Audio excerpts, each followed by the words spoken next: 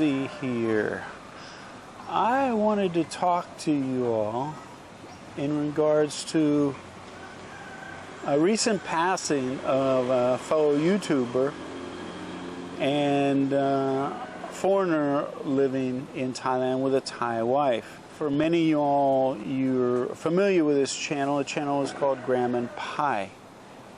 But before I start, first off, I want to reach out to Pi and her family and her son and say, I'm so sorry for your loss. And it's a tragic thing to lose somebody that you care about so much.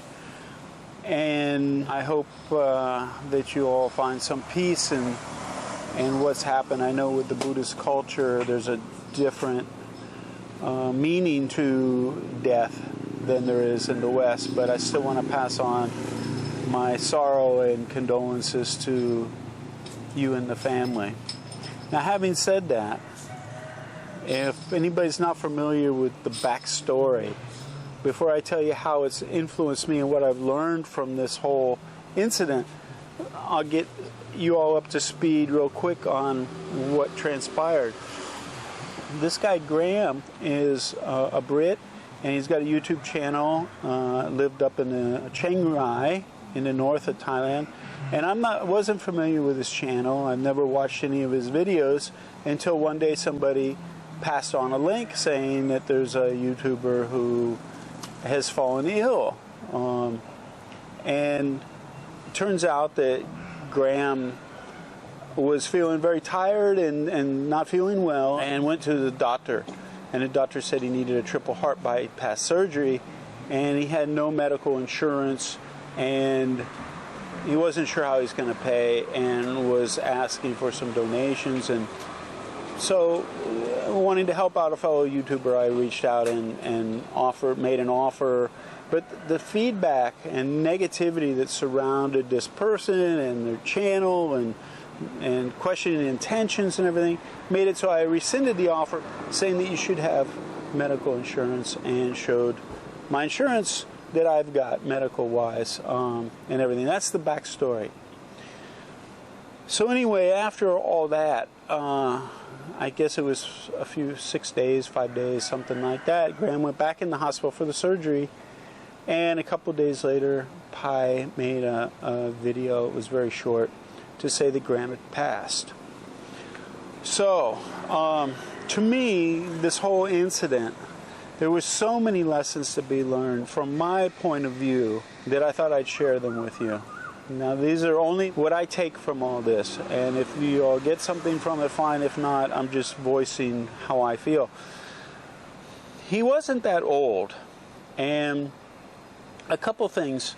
One is, really, we need, as human beings, to live every day like it's our last day. It really touches me and shocks me that here I watch a video of this person in a hospital bed saying that he's going to need triple heart bypass surgery, and then the next video is his wife saying that he passed. That's a shock to me, because I don't know how our ages compare, but it's not that far off. And so we don't know. I've had friends pass over here. I've had members of our member site pass. I've had a friend get in a motorbike accident and get killed here. You really don't know how many days we have left. And so we need to live every day like it's our last. And what I mean by that is, don't waste your time and energy with negativity. And show the people that you care about how you feel, because they could be the ones passing. You never know that somebody you love and care about, the next day they might not be here. And so you need to think about how you interact with that person and what you show them, and as to how you feel about them. If you care about them, let them know that. It's really important, because you don't want them to go out or you to go out and have any negativity regarding your last interaction. That wouldn't be something that anybody would want to live with. So always share your feelings and your sentiments and your closeness with the people that you care about, and live every day like it's your last. And this is real important, not only from this perspective of a finite amount of time being here, but also At one time I had Crohn's disease, and I don't know if you know what that is. It's an inflammation of the gastrointestinal tract.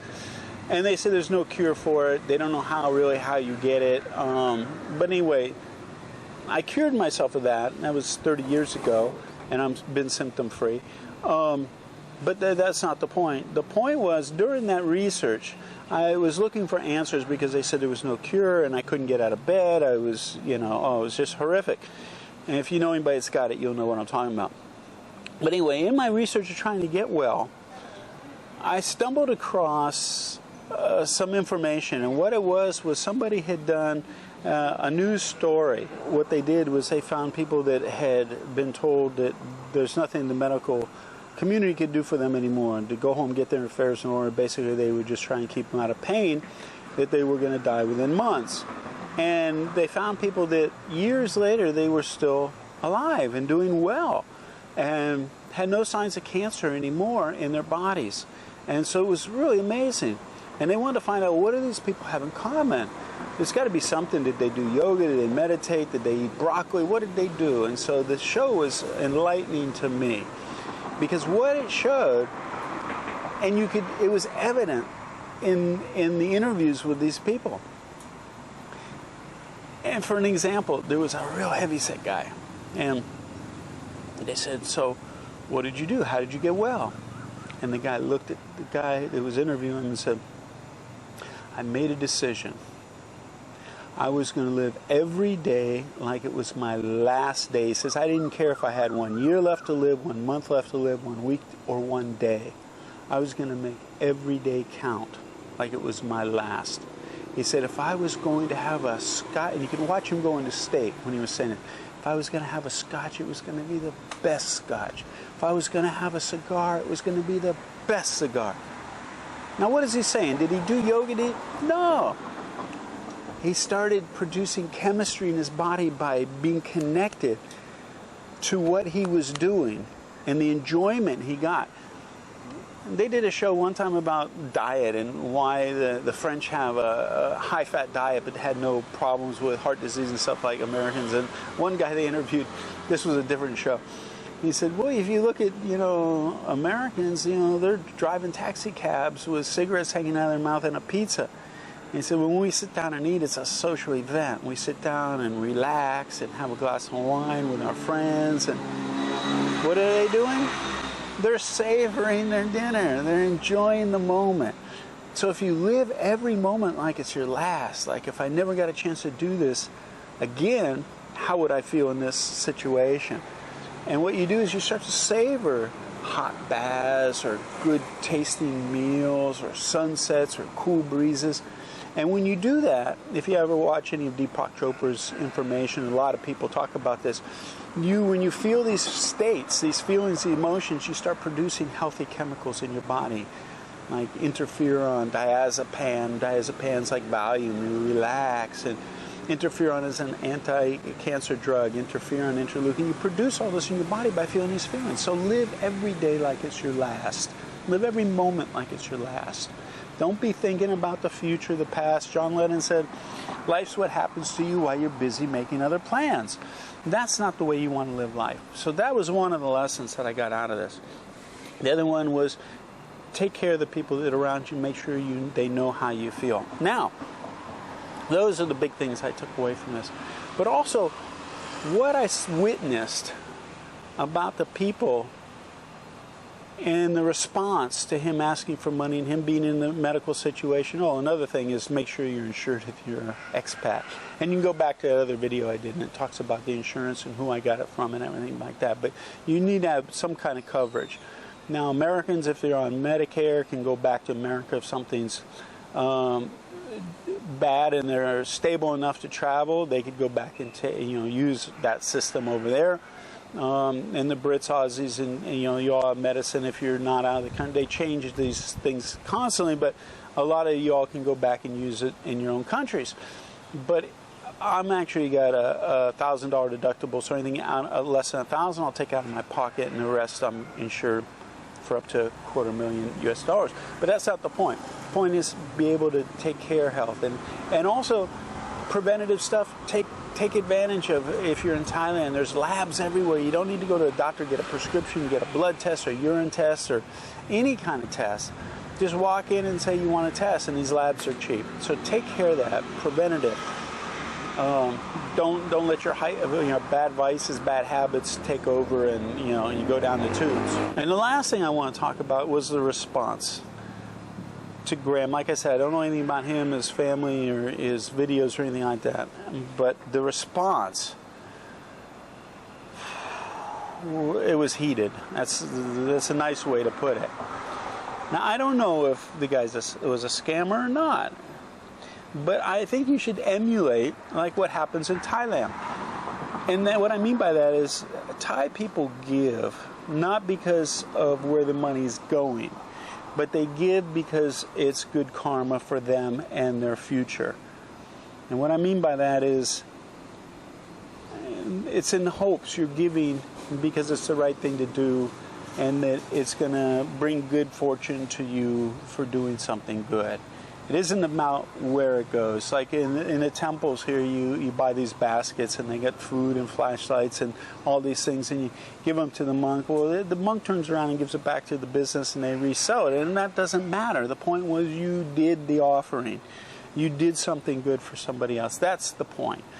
So if you're going to do something, or somebody else is doing something, it's not really a good idea to berate them. And you also have to ask yourself, if you're trying to stop somebody from giving, you got to ask yourself why you're doing that. And I know some people felt that this guy Graham was a scammer. And so if you're telling somebody don't do it because you're trying to help them and protect them from doing something for somebody that doesn't deserve it, well, then you're trying to do something good, right? Well, what's confusing about me and what I saw here was those same people that were doing that were saying such nasty things to those people that were trying to help Graham.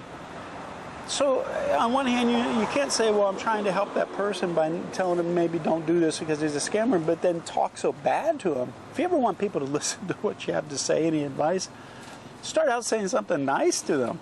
Because as soon as you say something negative, they're not going to listen. And at that point, it's just your ego saying, I know the right thing to do, listen to what I'm saying, and you're trying to force an opinion on somebody. And that usually doesn't work, and it's in the long term, it really isn't going to be a fulfilling life. So that whole thing, it's like if I was going to park and somebody walked in front of my car, and this is what I see about some of these things that happened within this situation with the comments on Graham's channel and video.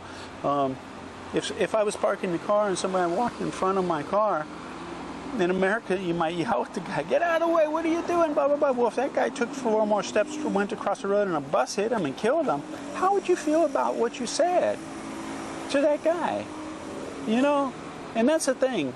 I know there's some people that are probably feeling a little bit bad right now, and there's a lesson in that it doesn't matter if Graham was scamming, not scamming, if people wanted to give money or not. None of that matters in the bigger scheme of things. You know, just try and always do the right thing, and then let the chips fall where they may. The world is in a crazy place right now. Crazy, crazy. And a lot of it is based on this kind of interaction between each other. If there was some outside force that all of a sudden put all of everybody in the world in danger, we'd all be on the same team. We all should act like that we're all on the same team. There's enough food, there's enough fuel, there's enough everything for everybody in this world if we shared it and we didn't draw these borders and lines between ourselves. But always try and do the right thing. And so that's what I learned from all that situation.